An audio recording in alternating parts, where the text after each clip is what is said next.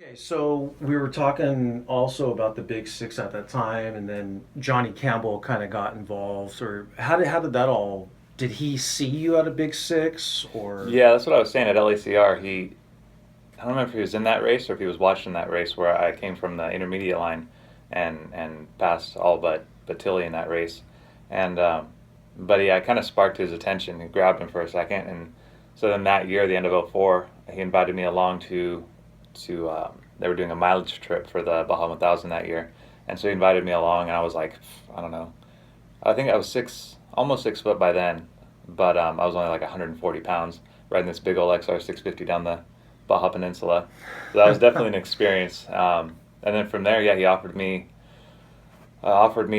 support on American Honda, and I remember actually being torn because I was so passionate about motocross and wanted to make it as a motocross racer. I'm like, oh man, is this really worth it?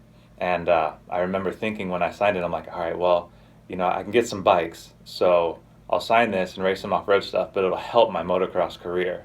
Thinking that support would kind of transfer over and I'd be able to race some motocross and stuff. But honestly, I just fell in love with the off-road side of it, and especially on compared to the amateur scene, because the amateur scene for motocross for me is, you're at the track all day and you get two motos and maybe four if you have two classes, and they're 5-6 minute motos, maybe Yeah. 10 if you're lucky.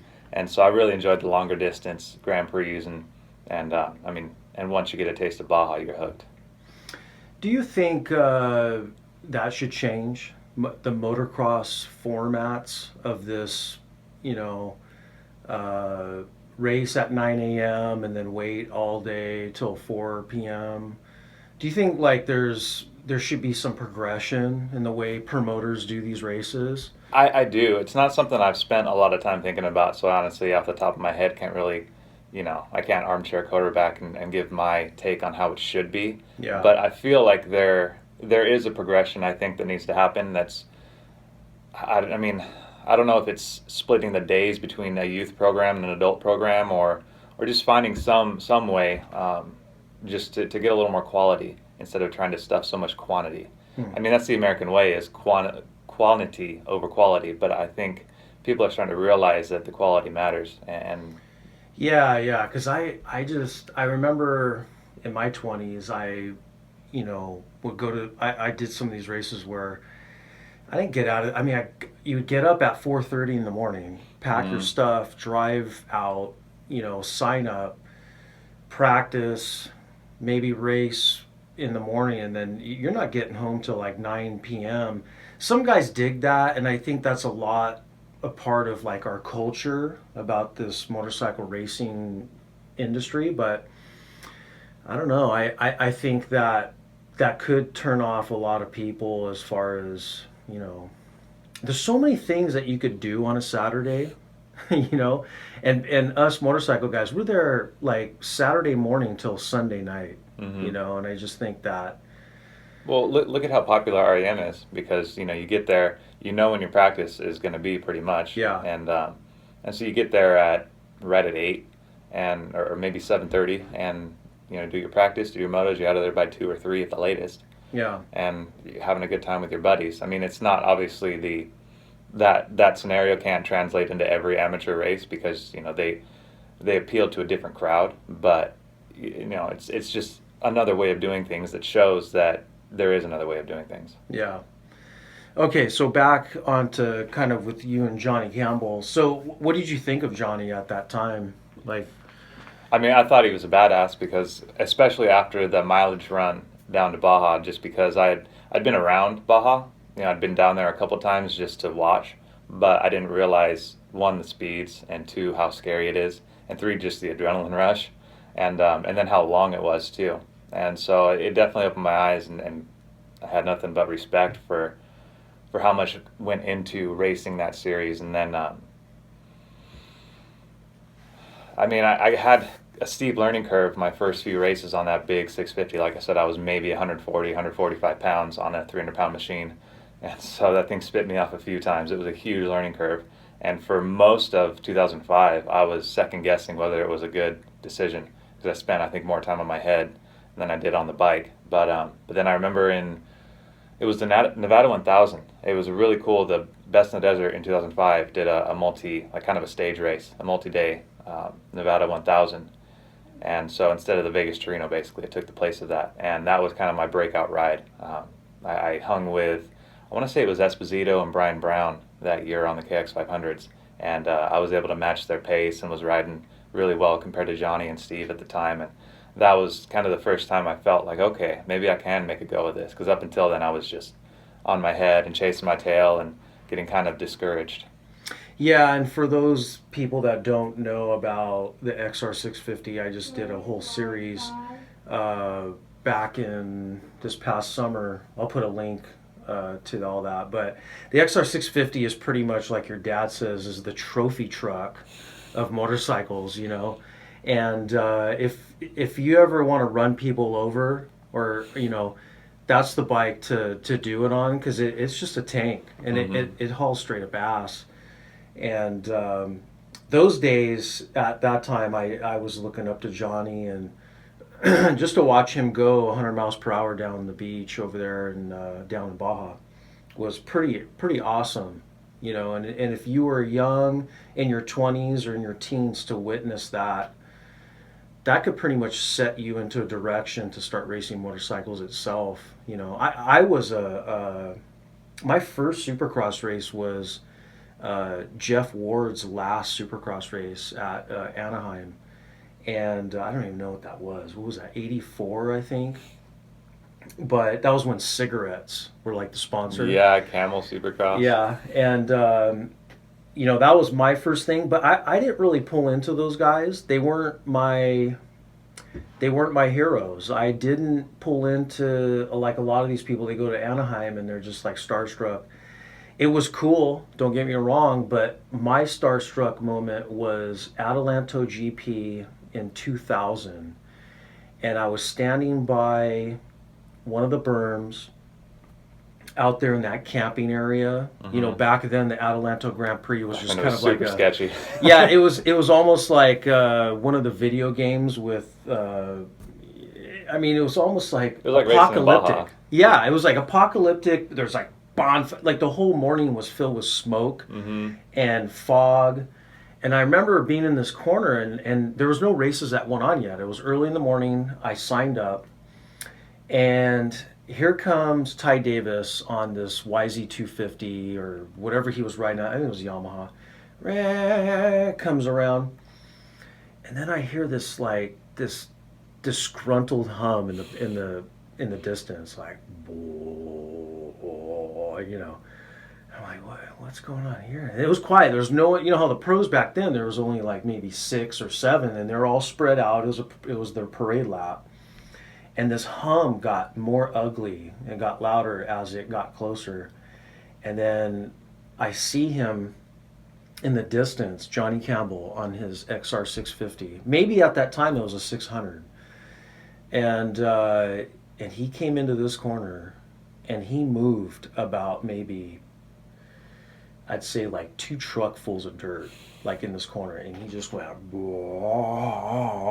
and it was just like spraying it all over the kids, and dirt hit me, and I was like, that guy, that just blew me away. That was my starstruck moment of like, I need to start racing. That just blew my mind.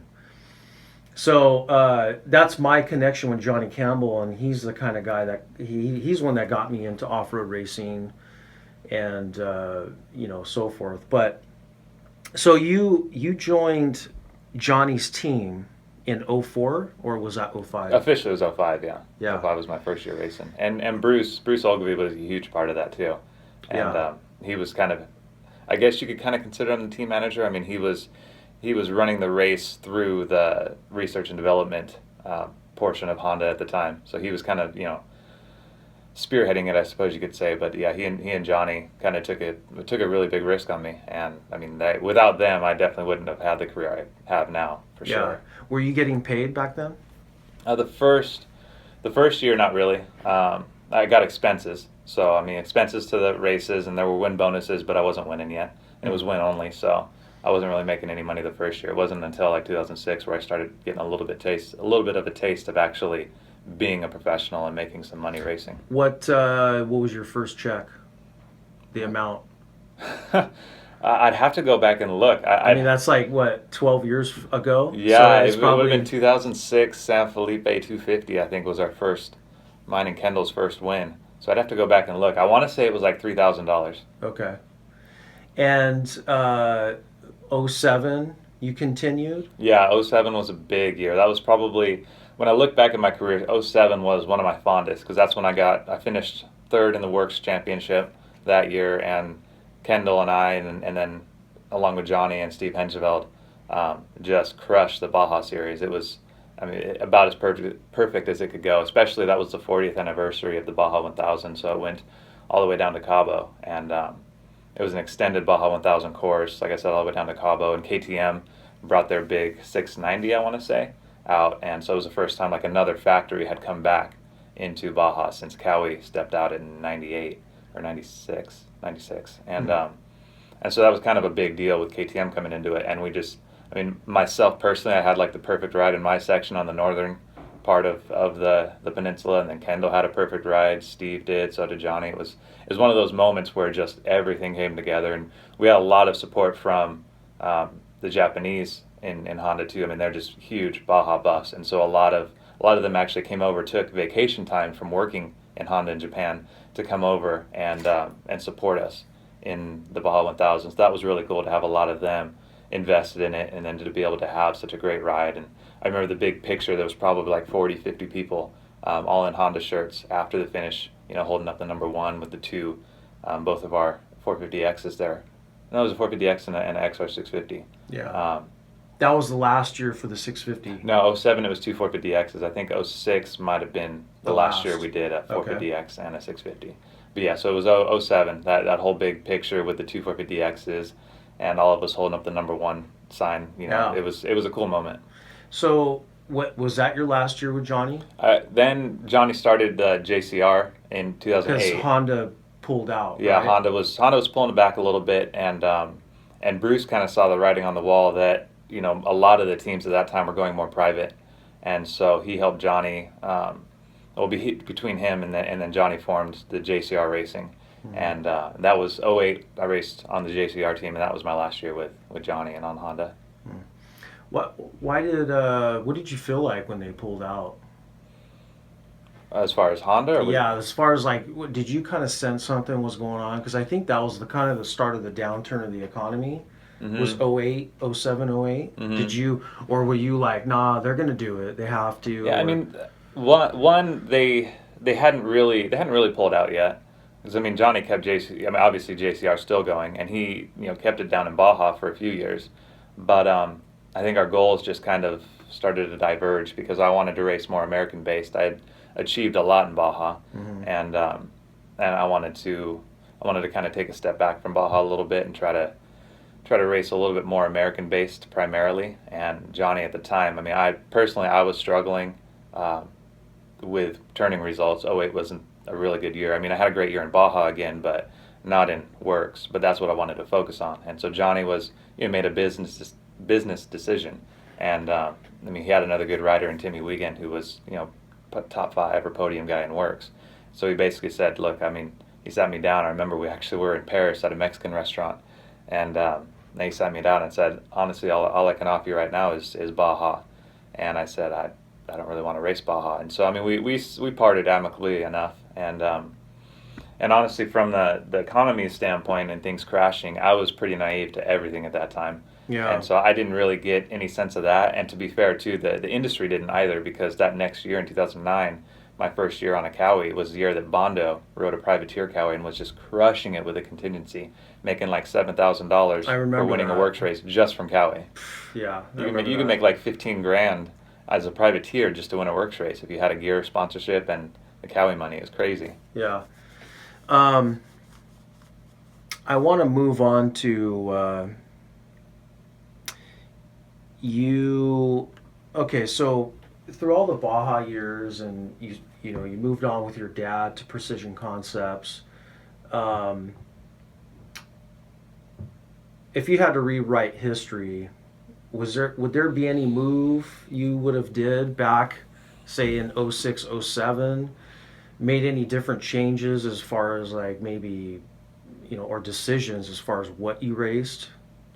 Is there any like basically regrets? Honestly, it's an interesting thing for me to talk about, and the biggest thing for me personally is it took me so long to figure out my own health and diet and how that affected my performance. And so I realize now why I was struggling so bad in '06, '07, '08, all the way up until 2011 basically. So if I had to change something, I would lean towards that. Um, but at the same time, all the struggles I went through led me to start to actually research stuff for myself and form my own opinions and just basically trial and error until I found what worked for me. And so, in all honesty, I really wouldn't take it back because it's led me to where I am now. And It's kind of like that path that's built exactly, you. yeah, Yeah. if I would have had it handed to me, then I wouldn't have an appreciation for it to where I do now. What would you? This is kind of everybody talks about this, but what would you tell kids now, young talent? Do you see them making those same things, or do you kind of look at them and go, if I did the same thing, they'll eventually figure it out? And when I say that, I'm talking about maybe the way they train, the decisions they make with their sponsors. It's funny because I feel like the decisions the kids make the same decisions now that they always have because the underlying what's the word I'm looking for, like the underlying culture really hasn't changed much, but times are way different, and I feel like the consequences are a lot different. In the 90s and 2000s, I feel like you could make bad decisions and get away with it, whether it was a sponsor or whether it was with your health to some extent or training. You could get away with it a little bit more, but I feel like the consequences are bigger now. One, I think the bikes are faster, the speeds are faster, the bikes are heavier. The inertia of the bike means there's more consequences if Yeah. something goes wrong. So if you don't have the strength for the bike, the consequences are bigger if you get out of shape. Two, with the economy, especially the economy in the industry, the way it is, it's just too small of a pond to take advantage of anybody. And so, back in the 2000s, you could maybe get away with having a less than ideal personality or treating your sponsors less than ideally. And, they were making enough money that they didn't matter. It didn't matter as much, I would say. But now I think it's a lot more important because there's less money to go around. So you have to be a lot more critical and appreciative of how you treat your sponsors and how your sponsors treat you. And so, I mean, it's tough at times because you can feel like you put a lot of yourself into this, and then for a little bit of return at times, especially in the off-road side of our sport, because the money from Supercross, just trickles into the off-road side. So it's really tough as a professional trying to make a living in the off-road side of our sport. It's really tough, but it's So just you kind of the way it is. basically, I mean, you guys got to really love it. I know exactly what you guys go through, and at times I shake my head. I'm like, why are they? It's like, man, it's almost disrespectful to say this to some people, but it's like I want to tell them get a job Hmm. because they'd be more happier because when you, well, for example, there's the Bobby Garrison story. He hung it up and he went and became a firefighter, and he's a firefighter in Dallas. Last time I heard, and now he goes to races and he has all that talent. Hmm. And the funny story was he showed up with a beat down YZ250, something like that, and nobody knew who he was at this local race. And Bobby's always been known to wear mismatched gear and so he showed up, and the promoters are like, hey, this is the pro line. I don't know. Are you sure you want to jump in this? Are you new around here? And he's all, no, I want to try it. Bob, he could just be kind of dry and, yeah, I want to give it a try. And he's like, all right, sure. And so the dad next to him, his young son, was like, hey, this is the pro class. You better watch it. It's for the big boys. So the gate dropped and Bob waxed him. I mean, completely waxed him. And somebody Googled, and they found some Dirt Bike Magazine stuff of Bobby. And Hmm. it was kind of a funny story. But here's a guy now that he could now come back and have money, and but then again he can get hurt, and I guess there's a there's a balance, checks and balances with that. Um, Well, it's the difference between being a professional racer and a racing professional. And I think ah, I mean a lot of people, especially in the off-road side, it makes more sense from just setting yourself up for the future to look at it more as being a racing professional and having something to fall back on, having something outside of dirt bikes. I mean, I've been really fortunate with my dad's business to be able to kind of create this team that's an offshoot of it. So I mean, it's allowed me to make the living that I've had, that I've been able to. And would you be where you are? Well, let's just like today. Would you be racing this year in Works if you had your dad? like if he hadn't supported me, Yeah, if you no. didn't have Precision Concepts. And it No, was just after Honda, that would have been it. Because I approached Kawasaki the year I left from Honda, and they had just signed Damon Huffman for 2009, Yeah. and so that took the spot that I was hoping for, and so that really would have been it. I probably would have, I had enough money that I could have gotten a bike or two, but based on my performance over the next like 09, 10, 11, over the next 3 years, there was no way I could have kept going. Yeah. And so, I mean, that would have been bad for me on a personal health level, because it wasn't until like the end of 2011 and into 2012 that I started to figure out what I have between diet, performance, nutrition, health, etc. And so I feel like if I hadn't figured all of that out, I was on the fast track to becoming a diabetic real quick, like in my 30s, because Wow. I was addicted to sugar. I was really, really inflamed. I wasn't fat by any means, but my wife and I look back now, and I have my skinny fat photos where you can see my face is just puffy, and I had a lot of inflammation and swelling, and like my So do you have diabetes right now? no, No. no, but I see that on the wall, just the way I was just pounding through sugar and carbohydrates and just eating the standard What way kind of kids diet eat. are you on now? How much time do you have? Well, the only reason I asked that is I did a New Year's resolution with my partner, and it's the keto diet, Yeah. and I'm sure you're pretty well known with that. And you know, I did it for a month, Mm-hmm. and I lost 12 pounds, and I think that our industry, if people would just start getting it and dieting better, they'd get better results. They would enjoy racing and motorcycling a lot more. And they wouldn't get hurt as often. Yes. That's a big one for me. I mean, I still get hurt, don't get me wrong, because our sport's dangerous. But for me, I think when your body is healthy, when your body is strong, when you don't have the inflammation in your joints, you're actually more flexible. And so Do carbs cause inflammation? carbs are directly responsible for Ah, inflammation. see, you Any- see that? Now, this any- is a great conversation. Anybody that doesn't know, the keto diet or ketogenic diet is basically high fat, very, very moderate protein, because protein can be converted into sugar in your body through a process called gluconeogenesis. And then, and it's basically less than, depending on how strict you want to go, like less than 50 grams of net carbs a day. So fiber doesn't really count, but any free carbohydrates like sugars, even the carbs in rice, like brown rice, or complex carbohydrates, quote unquote, they still in your body get broken down to sugar and cause inflammation and cause glycation, which is starting to be looked at by a lot of cutting edge health professionals as the underlying cause of a lot of our diseases. So bagels, pasta, All the dirt bike cereals, oats, staples, yeah, all the dirt bike yeah. staples. Pizza for days. I used to eat pizza every day, or every time after a race. Pizza was like the food of choice. I'd go through a large by myself. Yeah. And now I look back and just like, what was I thinking? But yeah, Yeah. for me, and that was my last point when we were talking about like what the mistakes are. I mean, it sounds harsh to say it, but mistakes that kids are making, and it's unknowingly. They don't know. It's just the way the culture is. But the way our kids are eating is just setting them up for being more susceptible to injuries. Honestly, it's setting them up for a lot of the issues that they're having earlier, as far as just kind of like the personality issues. Kids are just seem more whiny and more easy to like